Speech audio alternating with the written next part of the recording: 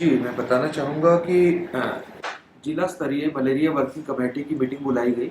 माननीय उपायुक्त महोदय के अध्यक्षता में ये मीटिंग बुलाई जाती है। इसका उद्देश्य जिला स्तर पर मलेरिया को काबू करने का है। इस समय जो स्थिति चल रही है, उसके अंदर स्वास्थ्य विभाग कोरोना की लड़ाई में है और लगातार अग्रसर है और जनता को भी उसी तरफ फोकस है। लेकिन बीमारियां, ऐसा नहीं होता कि वो बीमारियां सिर्फ एक ही समय पे आती हैं। वो जो बीमारियां हैं, एक समय पे दो भी आ सकती, तीन भी आ सकती। तो इसके लिए हमें जागरूक रहने की आवश्यकता है। मलेरिया और डेंगू को कंट्रोल करना हम लोगों का एक फिक्स मेन टारगेट है। बैठक के अंदर निर्णय लिए गए, उसमें ये लिया गया कि हम लोग लगातार स्प्रे प्रोग्राम रखेंगे। 74 विलेजेस ऐसे हैं जहां पर एपीआई एक से ज्यादा मिला था पिछले सालों के अंदर। एपीआई का मतलब कि एनुअल पैरासिटिक इंडेक्स, जिसके अंदर एक से ज्यादा, 100 में से एक केस पॉजिटिव आ रहे हो, 1% से ज्यादा आ रहे हैं। ऐसे के अंदर बहुत ज्यादा फोकस करने की आवश्यकता रहती है। तो उन 74 विलेजेस के ऊपर आईआरएस प्रोग्राम शुरू किया गया। घर घर जाके सभी घरों के अंदर रेजिडुअल स्प्रे किया जाएगा। वो एक टीम के तौर पे कार्य कर रहे हैं। साथ के अंदर जिन एरिया के अंदर फोकस ज्यादा है, उन एरिया के अंदर ब्लैक ऑयल स्प्रे किया जाएगा, जो कि रोडवेज के माध्यम से लिया जा रहा है। और साथ में बताना चाहूंगा कि जो लार्विसाइडल केमिकल है वो प्रोक्योर कर लिया गया है, जिसे स्प्रे करने के लिए स्प्रे टीम बनाई गई है। कहीं पर भी कोई खुली नाली है, उसके अंदर इसको स्प्रे किया जाएगा कहीं पे। और साथ के अंदर सोर्स रिडक्शन एक्टिविटीज है और सोर्स को आइडेंटिफाई किया जाएगा। और ये कार्य लगातार चल रहा है। अभी तक लगभग 1 लाख घरों तक टीम घरों में पहुंच चुकी है और लार्वे को चेक कर रहे हैं। बहुत से घरों के अंदर लार्वा मिला है।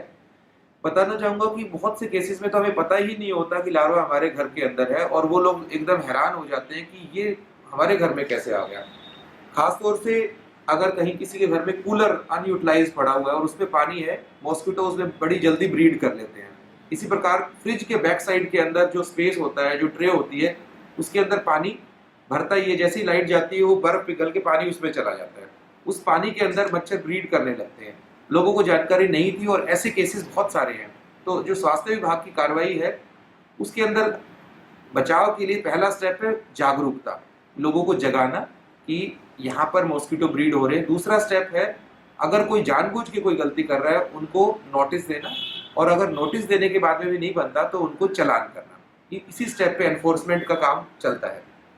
तीसरी एक और इसके अलावा कार्रवाई चलती है, वो है फॉगिंग की। फॉगिंग का जो वर्क है वो एकदम से विजिबल होता है, लोगों को लगता है कि फॉगिंग वही कुछ काम हो रहा है। लेकिन फॉगिंग जो है वो मॉस्किटो की ब्रीडिंग पे काम नहीं करती है। वो तो जो जीवित मॉस्किटो, जो बड़ा मॉस्किटो है, उस पे कार्य करती है।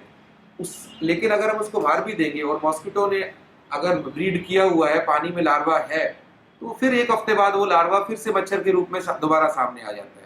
तो फॉगिंग अकेला एक कंप्लीट कार्य नहीं है। लार्विसाइडल स्प्रे और एक और सिंपल सा तरीका है, वो है कहीं पे भी, किसी के घर पे भी अगर इतना सा भी छोटा सा पॉट है, जैसे मैं आपको बताना चाहूंगा, जैसे ये गमले का पॉट हमारे बीच में रखा हुआ है, इस गमले के अंदर पानी दिया और ये इसी में पानी इकट्ठा हो गया, तो 10 दिन के अंदर अंदर इसमें भी लार्वा पैदा हो जाएगा। और वो लार्वा मच्छर के रूप में बदल के कब हमें मलेरिया, डेंगू करने के लिए तैयार हो जाएगा, पता भी नहीं लगेगा।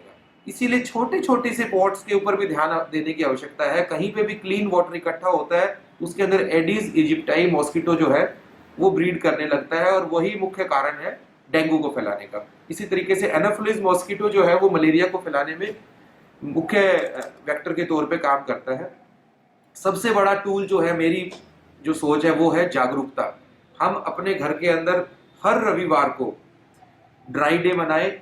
हर जगह आस पड़ोस के अंदर जहां पे भी लगता है कि पानी जमा है, उसे खाली कर दें और उसे भी धूप के अंदर डाल दें। इस समय पानी एकदम सूख जाता है। अगर आप एक ट्रे को धूप में डाल देते हैं, लार्वा वहां से तुरंत खत्म हो जाता है। उसे नाली में ना बहाए, नहीं तो वो लार्वा पानी, जो नाली के पानी में बहेगा और उसके अंदर पनपना शुरू कर देगा। साथ में ये भी कहना चाहूंगा, ये जागरूकता। दूसरी बात, अगर मलेरिया टीम आपके घर पे आती है, आप उनके साथ सहयोग करें। इसके एक और स्टेप हमने जोड़ा है जो पलवल जिले के लिए स्पेशल है, वो है डीसी साहब की अध्यक्षता में 2500 लोगों की कमेटी बनाई गई है, जो कि वॉलंटियर्स की कमेटी है। हम लोग उनको 1-to-1 ट्रेनिंग देंगे ग्रुप के अंदर, और बताया जाएगा उनको कि वो आगे जाकर लोगों में जागरूकता फैलाए। और उनको उसके लिए पर्चे भी बनाए गए हैं जो इस प्रकार से सब लोगों को पहुंचा पाए मैसेज कि क्या डूज एंड डोंट्स हैं और किस प्रकार से हम मच्छर जनित रोगों से बच सकते हैं। इसके अलावा एक और कल मुख्य फैसला लिया गया कि जितने भी गवर्नमेंट बिल्डिंग्स हैं, ऐसा पाया गया कि गवर्नमेंट बिल्डिंग्स की छत के ऊपर सफाई नहीं हो पाती कभी कभी, और उस सफाई की ना होने की वजह से वो पानी इकट्ठा हो जाता है। तो हमने ये डिसाइड किया है कि हर गवर्नमेंट डिपार्टमेंट जिसकी अपनी खुद की एक बिल्डिंग है जहाँ पे गवर्नमेंट डिपार्टमेंट चलता है, उसका एक नोडल ऑफिसर बनाएंगे जो अपने डिपार्टमेंट की छत को चेक करके ये डिसाइड करे कि यहाँ पर मच्छर पनप तो नहीं रहा, कहीं ऐसा तो नहीं कि टंकी का ढक्कन खुला हो, बंदर ने ढक्कन खोल दिया है या खुद हम भूल गए हैं, वो टाइट हो। तो एक तो ढक्कन बंद होने के बाद पानी साफ रहेगा, दूसरी बात ये कि उस पानी के अंदर मच्छर पनपेंगे नहीं, तीसरा जो वेंट है छत की वो खुली हो ताकि वो पानी ड्रेन होके बाहर निकल पाए। अगर छत पे पानी खड़ा होगा तो वही फिर हफ्ते 10 दिन के अंदर मच्छर पनपने शुरू हो जाएंगे और वो मच्छर किसी को छोड़ेंगे नहीं। तो जागरूकता के लिए ये सारे स्टेप्स उठाए गए हैं, लेकिन फिर भी कहना चाहेंगे सबका सहयोग आवश्यक है।